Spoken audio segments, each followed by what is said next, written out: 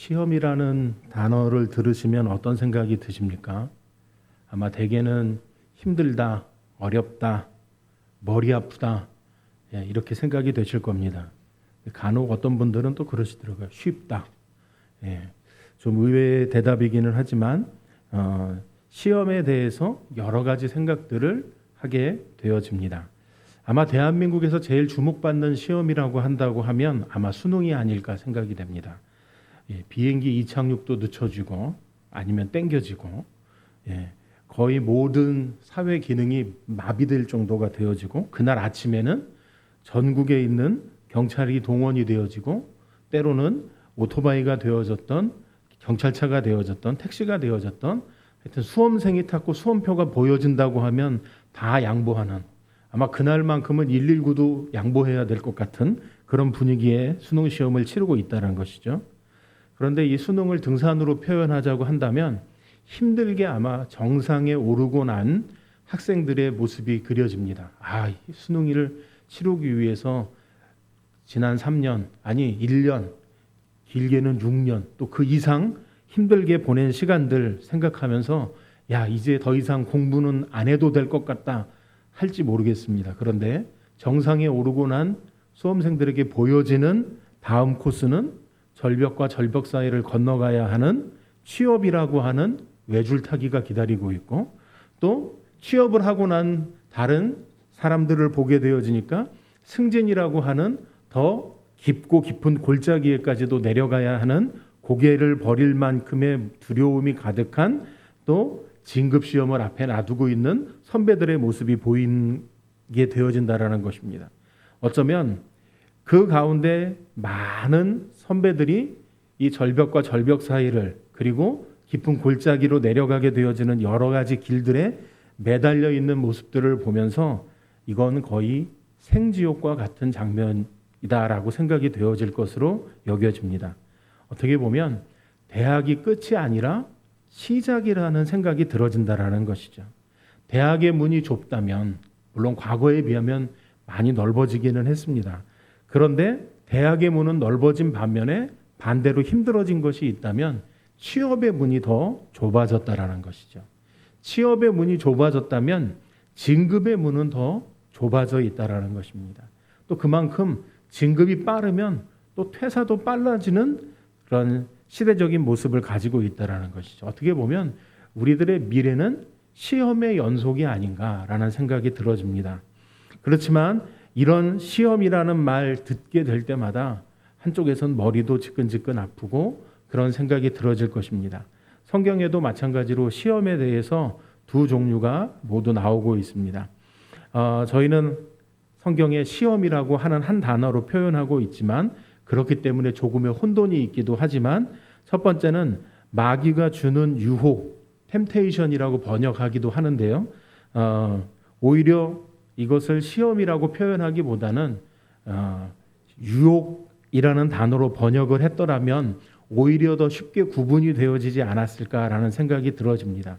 예수님께서 광야에서 시험을 받으신 것을 시험이라고 표현하기보다는 유혹을 받으셨다라는 뜻으로 해석을 했다고 한다면 아마도 더 쉽게 이해하는 부분들이 생겨났을 것으로 생각이 되어집니다. 그런데 우리가 또 쓰여지고 있는 이 시험이라고 하는 단어의 뜻은 테스트라는 의미도 담겨져 있다라는 것이죠. 하나님께서 하나님의 백성들을 시험하실 때, 테스트하실 때 쓰여진 단어들이라는 것입니다. 하나님의 백성들이 이 시험을 통과하게 되어지고 또 그 고난을 겪게 되어지는 과정 속에서 통과되어진 그래서 그 시험은 피할 수 없는 길이었고 그러나 하나님께서 그들에게 은혜를 베푸셨던 것에 대해서 이야기할 때 사용되어지는 단어라는 것입니다. 어떻게 보면 시험은 학생을 괴롭히는 것으로 생각할 수 있습니다.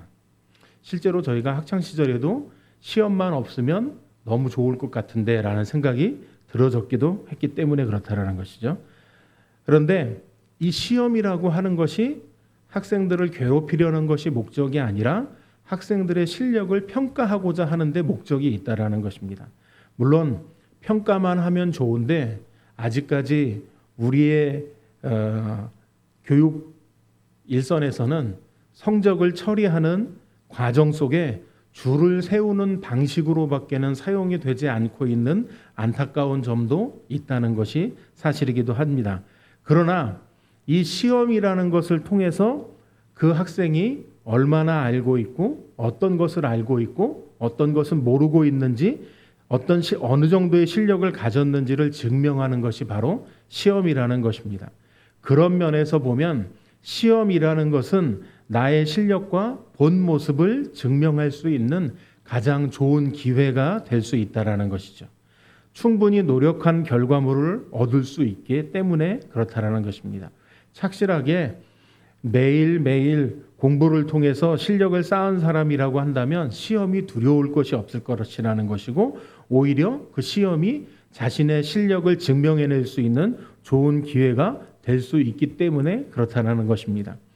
하나님의 백성들에게도 마찬가지로 시험이 있다라는 것이죠.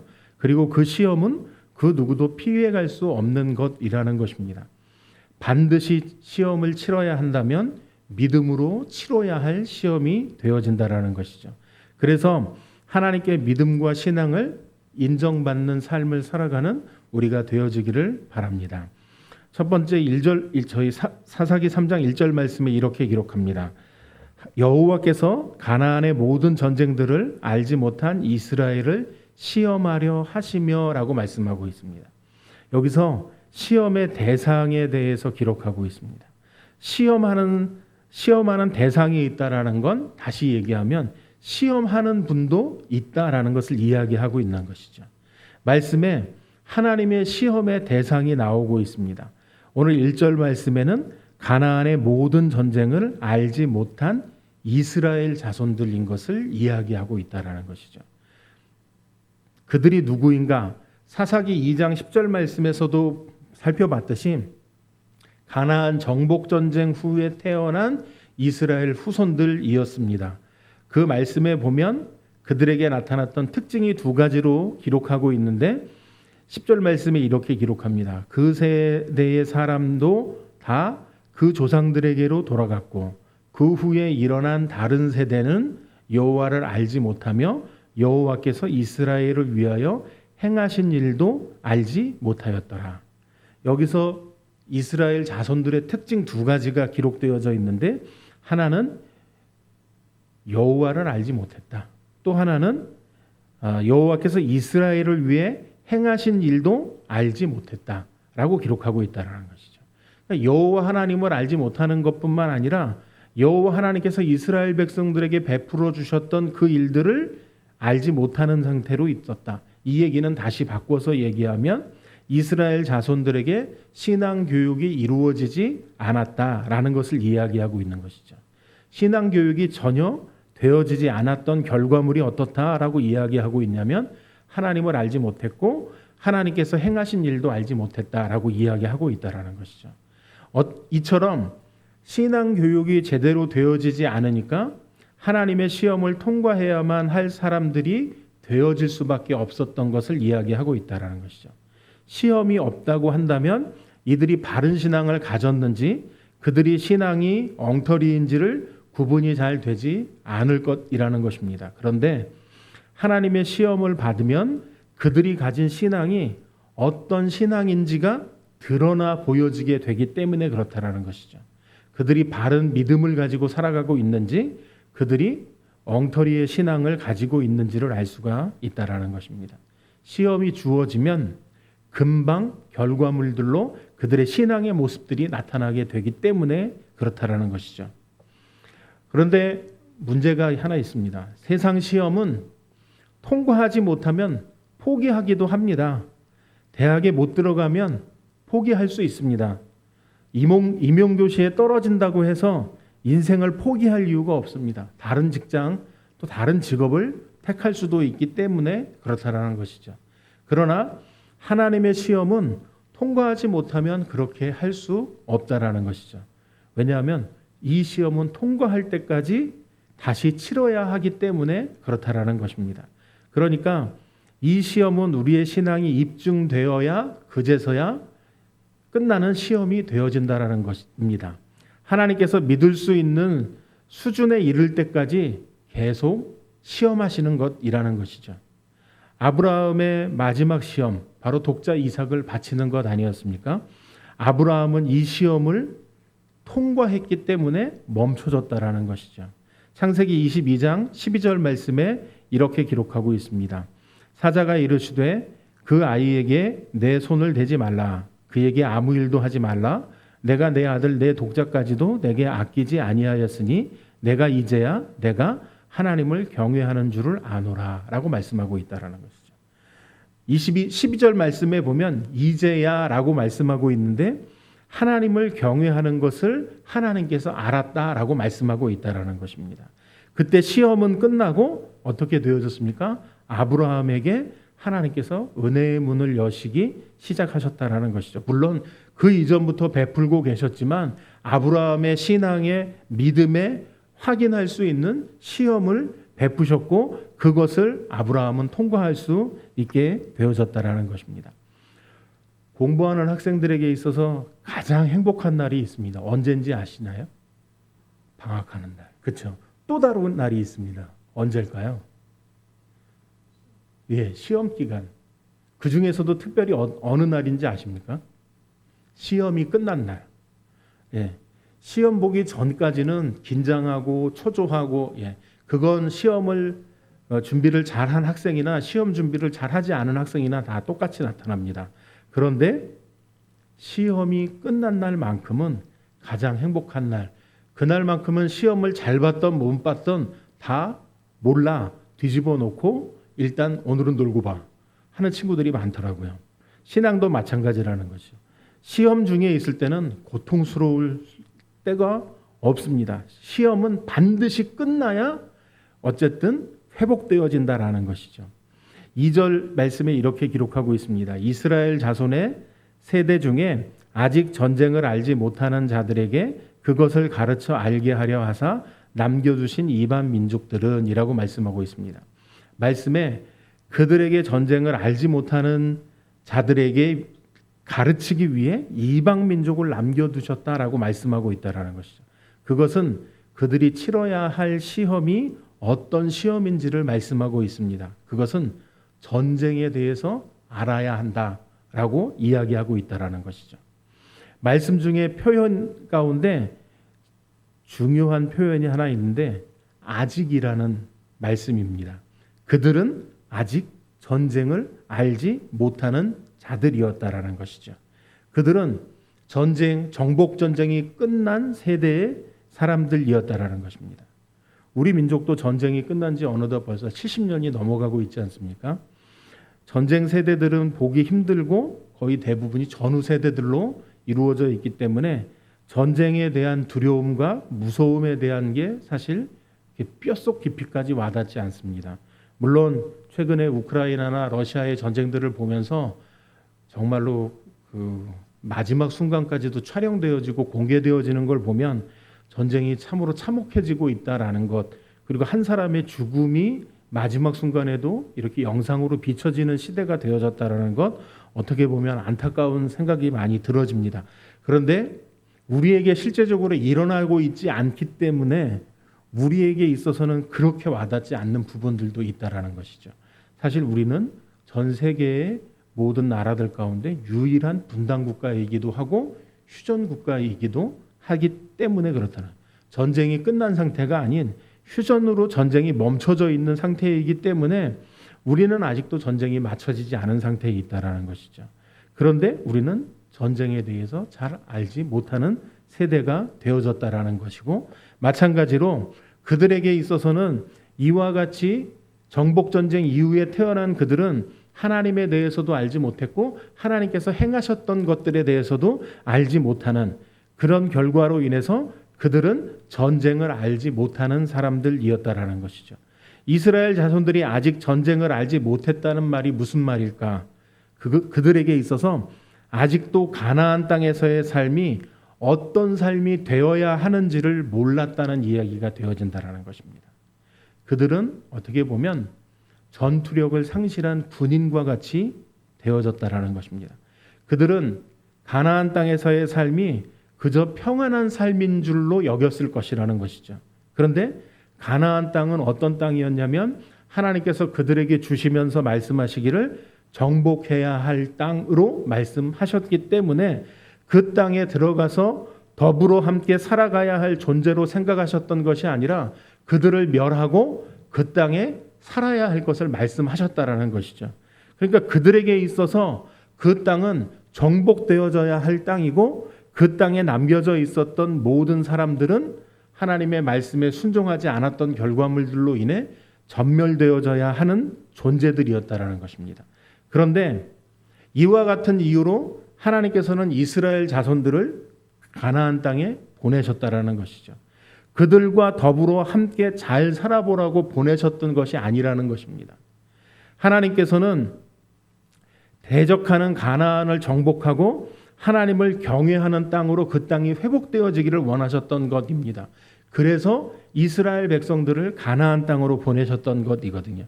이것이 하나님의 계획이셨고 그 땅을 하나님을 섬기는 땅으로 거듭나도록 만드시기 위한 하나님의 계획이셨다라는 것입니다. 그런데 그들은 그 사명과 목적을 잃어버렸다라는 것이죠. 전혀 상관없는 사람처럼 살아가는 사람들이 되어졌다라는 것입니다. 그 땅에 가서 평화로운 삶을 살도록 그들과 화친하고 그들과 함께 지내는 것이 좋은 거야 라고 그들은 생각하고 있었다라는 것이죠. 하지만 하나님께서는 그들에게 가나안 땅의 삶이 어떤 삶인가를 가르치시기로 하셨던 것이라는 것입니다. 그것은 바로 그 땅을 정복해 나가는 일, 싸우는 삶을 살아야 하는 것에 대해서 말씀하고 계시다라는 것이죠. 하나님을 대적하는 자들과 싸우는 삶을 살아라 라고 말씀하고 계시다라는 것입니다. 그런데 그들과 어떻게 싸워야 하냐? 그러면 그들과 그냥 싸우면 되느냐? 그렇지 않다라는 것입니다. 그들과 싸워야 하는데 싸우는 것에 있어서도 방법이 존재했다라는 것이죠. 그래서 하나님께서는 그 전쟁하는 방법을 가르칠 필요가 있었던 것을 말씀하고 있다라는 것입니다. 그래서 하나님께서는 그들의 대적들을 남기는 방법을 사용하셨다라는 것입니다. 그리고 이 남은 대적들과 이스라엘 백성들이 서로 싸울 수밖에 없는 환경을 만드셨습니다. 그래서 3절에 그 대적들의 명단이 기록되어져 있습니다. 3절에 블레셋의 5 군주들과 모든 가나안 족속과 시돈 족속과 바알 헤르몬 산에서부터 하맛 입구까지 레바논 산에 거주하는 히위 족속이라 라고 말씀하고 있습니다. 이스라엘 주변에는 이처럼 수많은 대적들이 존재했습니다. 이러한 이방 민족들 사이에서 살아남기 위해서 그들은 항상 깨어 있어야만 했습니다.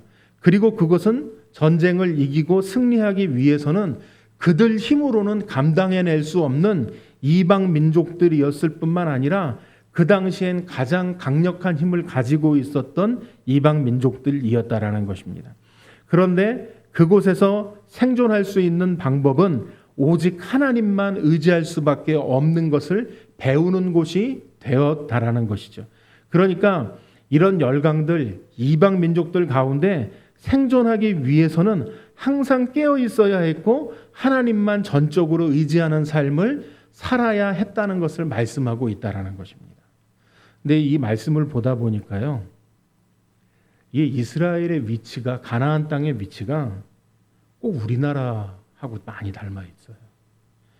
우편엔 일본, 좌편엔 중국, 또 북쪽엔 러시아가 자리 잡고 있는데 세계의 아주 강력한 나라가 우리 주변 한반도를 휩싸고 있다는 것. 물론 우리와 적대적으로 관계를 맺고 있는 건 북한이라고 하는 나라가 우리와 관계를 맺고 있기는 하지만 어쨌든 동포이고 민족이라는 것을 제외하고 나면 4개의 강력한 나라가 우리 주변에 여전히 우리를 어려움 가운데 놓고 있다라는 것이죠.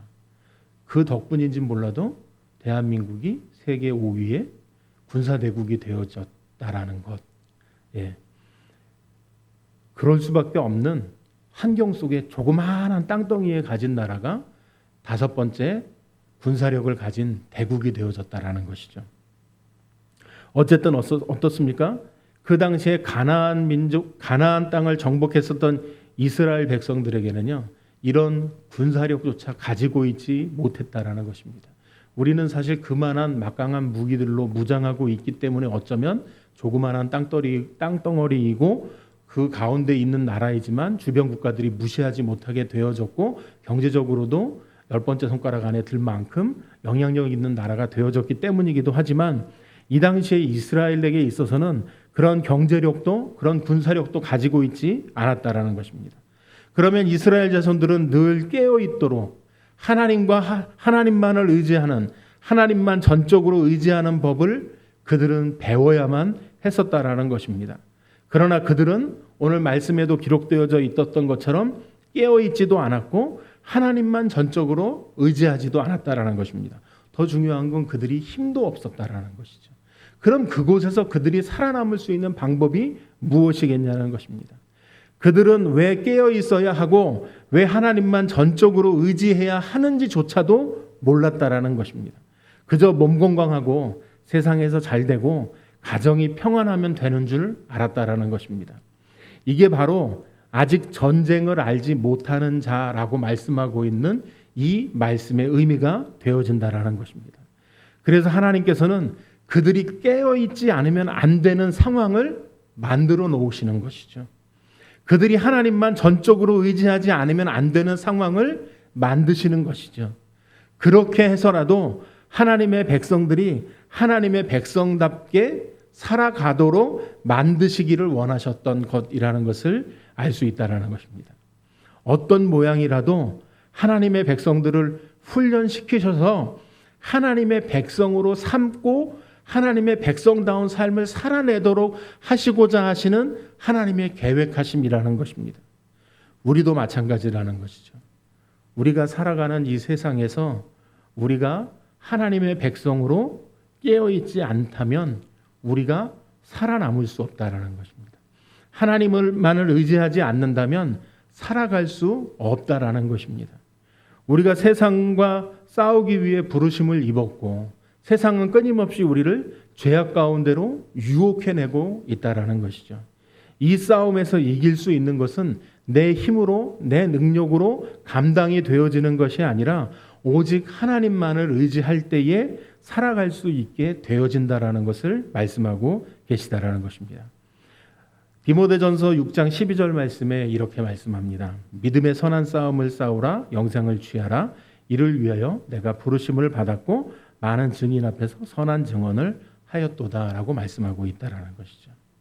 우리가 왜 깨어 있어야 하는지, 왜 하나님만 의지하며 살아가야 하는지조차도 모르고 살아간다면 어떻게 되겠느냐 하는 것입니다. 바로 하나님의 시험 대상이 되어진다라는 것을 오늘 이스라엘 백성들을 통해 발견할 수 있다라는 것이죠. 다시 이야기하면 시험 대상이 된다는 말은 훈련의 대상이 된다는 의미가 되어질 것입니다. 2절 말씀에 시험의 목적이 뭐라고 말씀하고 있냐면 그것을 가르쳐 알게 하기 위함이다라고 말씀하고 있습니다. 죄와 세상과는 더불어 살아갈 수 없다라고 말씀하고 계시는 것입니다. 그러면 어떻게 살아야 하느냐? 싸우며 살아야 한다라는 것을 배워야 한다라고 말씀하고 계시다라는 것이죠. 우리는 세상과 더불어 살아가고 있습니다.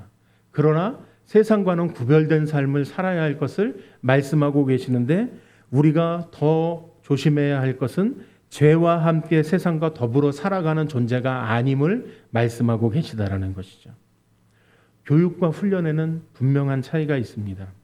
겉으로 보기에 교육과 훈련은 비슷한 것처럼 보여집니다. 그러나 목적에 있어서 중요한 차이가 있습니다. 교육은 피교육자들이 어떤 처지에 있든 상관없이 가르치기만 하면 됩니다. 그러니까 대표적인 것이 학교 교육이죠. 학원 교육도 마찬가지입니다. 어떻게 해요? 학교에서 학생들이 잘 따라오든지 안 따라오든지 상관없고 그냥 수업 시간에 교육을 진행하기만 하면 되는 것이죠. 그래서 똑같은 학교를 나왔더라도 학생의 능력에 따라서 차이가 발생할 수밖에 없는 것이라는 것입니다. 교육은 그렇습니다. 그런데 훈련은 다릅니다. 훈련은 어떤 공동체를 어떤 기준 이상의 사람으로 만드는 것이 목적이 되어집니다. 그래서 앞서갈 필요도 없고 뒤떨어져서도 안 된다는 것을 보여줍니다. 대표적인 것이 군사훈련입니다. 이 훈련을 마치고 나오면 모든 사람들이 군인이 되어져 있습니다. 앞서가는 행군을 해보면 앞에 간다고 해서 뒤에 있는 사람이 다 들어올 때까지는 행군이 그쳐지지 않는다는 것이죠. 또 마찬가지로 훈련을 받는 과정 속에서 누구라도 한 사람이 낙오가 생길 것 같으면 그의 짐을 대신 짊어지고 함께 행군에 나아갈 수밖에 없다라는 것입니다. 절대로 낙오자가 생겨서도 안 되고 생기지도 않아야 한다라는 것이죠. 이게 훈련이라는 것입니다. 하나님께서 하나님의 백성들을 훈련시키십니다. 교육시키시는 것이 아니라 훈련시키시는 것입니다. 훈련시키신다는 것은 어떤 특별한 사람으로, 어떤 기준 이상의 사람으로 만드시겠다는 것을 이야기하고 있습니다. 그럼 어떤 사람인가? 죄를 보면 유혹이 되어 넘어지는 사람이 아니라 그것과 맞서 싸우는 사람이 되도록 만드시는 것이라는 것입니다. 하나님을 대적하는 세상 문화에 침 흘리며 따라가는 사람이 아니라 하나님을 경외하고 신실하게 섬기는 삶을 즐거워하는 사람으로 만드시는 것이라는 것입니다. 우리는 그리스도의 좋은 군사들이라고 표현합니다. 군인들의 가장 큰 특징이 있습니다. 어떤 것이 가장 군인답다고 이야기합니까? 군인이 격려하는데 부드럽고 낭낭한 목소리로 격려를 붙일 때 군인답다고 이야기합니까? 아니죠. 큰 목소리에 목청도 크고 절도 있는 행동으로 격려하게 될 때 가장 군인답다, 군인다운 모습이다 라고 이야기하지 않습니까? 군인들에게 있어서 가장 군인다운 모습의 특징은 전투력과 전투 의지로 군인다운 모습을 평가한다라는 것입니다. 싸우고자 하는 마음과 싸울 것에 대한 능력을 가지고 있는 것이 중요한 것이죠. 그래서 저희가 가끔 왜 겨울철 되면 동계절에 맞아서 군인들이 고생하고 있는 전방부대에 이렇게 모습을 보여주면서 인터뷰하면 뭐 저렇게 부담스럽게 소리 빽빽 지르면서 이야기하나 싶지만 어떻습니까? 부드럽고 나긋나긋하게 이야기할 때는 오히려 군기가 빠진 것 같다고 생각이 되어지고 목청 큰 소리로 이야기하는 그 모습을 보게 되어질 때 우리가 안심하고 이곳에서 생활할 수 있겠구나라는 생각이 들어지는 것, 그것은 바로 전투력과 전투 의지를 가지고 있는 것을 보여주기 때문이라는 것을 알게 되기 때문에 그렇다는 것이죠. 우리가 그리스도의 군사가 되었다는 말도 마찬가지라는 것입니다. 싸울 대상을 알고 언제라도 그들과 싸울 태세를 갖추고 있는 것이 중요하다는 것입니다. 그런데 우리들은 어떤가 하는 것입니다. 싸울 준비가 되어져 있는가? 아니면 그들과 이스라엘 백성들과 같이 우리도 더불어 살아갈 준비를 하고 있는가? 우리들의 모습을 한번 살펴봐야 되지 않을까 생각이 되어집니다. 우리 주변에 강호순 같은 극악무도한 살인범들이 득식을 한다면 어떻겠습니까? 공권력의 도움을 받고자 경찰에 신고하고 공권력의 도움을 받고자 할 것입니다. 하지만 그런 경찰이 없는 곳, 공권력의 도움을 받을 수 없는 곳이라면 어떻게 되겠습니까? 그들과 맞서 싸우려고 하는 무모한 사람은 아마 없을 것입니다. 왜냐하면 잘못하다간 목숨을 빼앗길 수 있기 때문에 그렇다라는 것이죠. 대부분 어떻게 변하게 될까요? 그들에게 잘 보이려고 할 것입니다. 바로 이것이 전투력을 잃어버린 사람들처럼 되어질 수 있다라는 것이죠. 전투력을 잃어버리면 그때부터 어떻게 되어집니까? 그들의 말에 고분고분 노예처럼 끌려다니는 삶을 살 수밖에 없게 되는 사람이 되게 된다는 것이죠. 세상은 우리와 손잡고 살아가야 할 곳이 아니라는 것을 이야기합니다. 세상은 끊임없이 우리가 믿음의 삶을 살아가는 것을 방해하려고 우리를 넘어뜨리려고 하는 사나운 적들이 득실거리는 곳이라는 것이죠. 우는 사자와 같이 우리를 삼키려고 하는 것이라는 것입니다. 어떻게 보면 신앙생활은 우리가 그 죄악된 세상 가운데에서 이겨내는 것, 견뎌내는 것, 승리하는 것 아닌가 생각이 되어집니다. 누가 신앙생활을 잘하는 사람들입니까? 이 싸움을 잘 싸우는 사람입니다. 어떻게 보면 신앙생활을 하게 되어질 때에 우리가 적당히 편안하고 안주하는 신앙의 삶을 살아가기보다는 끊임없이 우리는 세상과 싸워내는 삶을 살아갈 수밖에 없다라는 것이죠. 우리가 말씀대로 순종하고자 할수록 세상은 끊임없이 우리에게 손가락질하고 다가올 수밖에 없다라는 것입니다. 그래서 사도 바울도 믿음의 선한 싸움을 싸울 것에 대해서 말씀했고 이와 같이 우리에게 당부하였던 것입니다. 4절 말씀에 이렇게 기록합니다. 남겨두신 이 이방 민족들로 이스라엘을 시험하사 여호와께서 모세를 통하여 그들의 조상들에게 이르신 명령들을 순종하는지 알고자 하셨더라라고 말씀하고 있습니다. 시험을 잘 치르기 위해서는요, 공부도 열심히 해야 할 것입니다. 그런데 문제를 출제하는 출제자의 의도를 잘 알아야 한다라는 것이죠. 출제자가 무엇을 가장 중요하게 여기고 있는가를 알 때 쉽게 그 문제들을 풀 수 있을 것이라는 것입니다. 출제자의 의도를 모르면 시험 준비하는 것도 어렵고 어떻게 되어집니까? 쉽게 높은 점수를 얻을 수도 없을 것이라는 것이죠. 말씀은 그들이 이 시험을 통과할 수 있는 커트라인이 무엇인가를 보여주고 있습니다. 하나님께서 가장 중요하게 여기시고 계시는 것이 무엇인지를 보여주고 있다는 것이죠. 그리고 하나님께서 아시고 싶어 하셨던 것이 무엇인지를 말씀하고 있는데 그것은 그들이 하나님의 명령을 순종하는 삶인 것을 말씀하고 있다는 것이죠. 이방 민족들 사이에서 전쟁을 이기고 살아남을 수 있는 방법은 그들이 하나님의 명령을 순종하는 것에 있었다라고 말씀하고 있다는 것입니다. 이 말씀은 그들이 하나님의 명령을 따르고 순종하는 삶을 살아간다면 하나님께서 내주신 문제는 무난히 풀 수 있다, 무난히 이길 수 있는 문제들이다 라고 말씀하고 있다는 것이죠. 여호수아가 가나안 전쟁을 준비하고 있을 때 하나님께서 그에게 준비시켰던 것들이 어떤 것이었습니까? 그에게 지시하셨던 것들이 율법책을 묵상하고 지켜 행하는 삶을 살라고 말씀하셨습니다. 전투력을 증강시키기 위해서 오른쪽에 세 개 지파들에게는 칼을 준비하라고 하고 왼쪽에 세 개 지파에게는 활을 준비하라고 하고 이런 훈련을 하지 않았다라는 것입니다. 전투력을 증강시키는 전문적인 훈련 계획도 세우지 않았습니다. 심지어는 치밀한 군사작전 전략도 구성하지 않았습니다. 이 모든 것들이 하나님 앞에는 소용이 없기 때문이었던 것이죠. 오직 하나님의 말씀을 잘 아는 사람, 그래서 순종하게 되어지는 것, 순종하는 사람이 되어지는 것이 더 중요하다라고 말씀하고 계셨다라는 것입니다. 이것은 이를 충성되고 치밀하게 잘 감당하는 사람이 되는 것보다 더 중요한 것임을 보여주고 있다라는 것이죠. 그것은 하나님과의 지속적이고도 꾸준한 관계를 유지하는 것임을 말씀하고 있다라는 것입니다. 하나님의 사명을 잘 감당하려고 하는 사람들이 가장 우선적으로 하나님의 계획을, 하나님의 마음을 잘 아는 사람이 되어야 한다라는 것이죠. 하나님께서는 일의 성공 여부보다 하나님과의 관계를 더 중요하게 여기신다라는 것입니다. 우리는 일 잘하는 사람을 원합니다.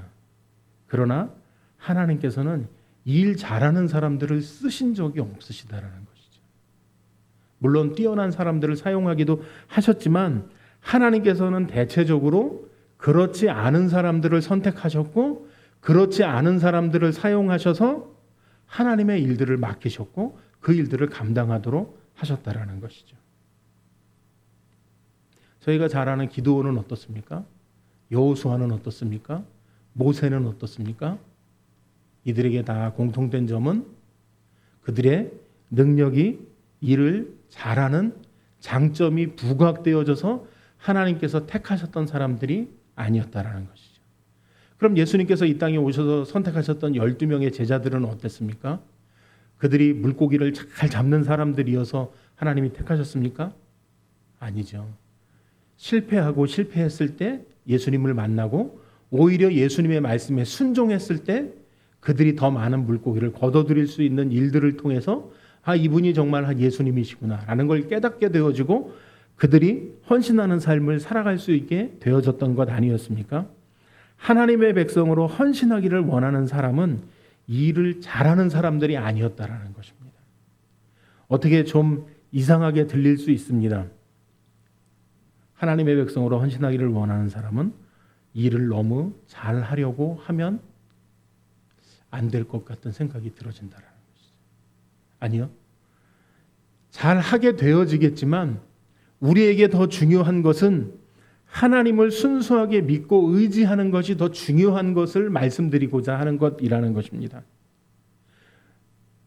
왜냐하면 여러 차례 목사님도 이야기하셨지만 일을 잘하려고 하다 보면 교회 내에서도요, 이 말썽이 생겨나게 되어집니다. 마찰이 생겨나게 되어집니다. 왜냐하면 더 좋은 결과물을 만들어내야 하기 때문에 더 재촉하게 되어지고 더 잔소리하게 되어지는 일들이 서로 간에 상처를 불러일으키고 일이 틀어지게 되는 경우들을 보게 되어진다라는 것이죠. 일을 잘하는 것이 중요한 것이 아니라 일을 하나님의 계획 가운데 하나님의 마음에 들도록 감당하는 것이 중요한 것임을 말씀하고 있다라는 것이죠. 일이 성공적으로 마치는 것보다 공동체 안에 분쟁이 적고 없다면 더욱 좋고 원망이 없고 다툼이 없게 마치는 것이 더 중요한 것임을 말씀하고 계시다라는 것이죠. 그러므로 하나님의 일을 하기 원하는 사람들은 가장 먼저 하나님을 아는 일에, 다시 이야기하면 하나님의 말씀에 순종하는 것이 필요한 것임을 말씀하고 있다라는 것입니다. 그래서 일을 잘하려고 기술을 배우고 달란트를 개발하는 것 중요하지만 그보다 더 우선적으로 하나님의 말씀 통해 하나님의 계획들, 하나님의 마음들을 아는 것, 그래서 그것에 순종하게 되어지는 것이 더 중요한 것임을 말씀하고 계시다라는 것이죠. 먼저 하나님의 말씀을 잘 알고 말씀대로 살고 말씀대로 헌신할 수 있는 사람이 되어야 합니다라고 말씀하고 계시다라는 것이죠. 5절과 6절 말씀엔 이렇게 기록합니다. 그러므로 이스라엘 자손은 가나안 족속과 헷 족속과 아모리 족속과 브리스 족속과 히위 족속과 여부스 족속 가운데에 거주하면서 그들의 딸들을 맞아 아내로 삼으며 자기 딸들을 그들의 아들들에게 주고 또 그들의 신들을 섬겼더라.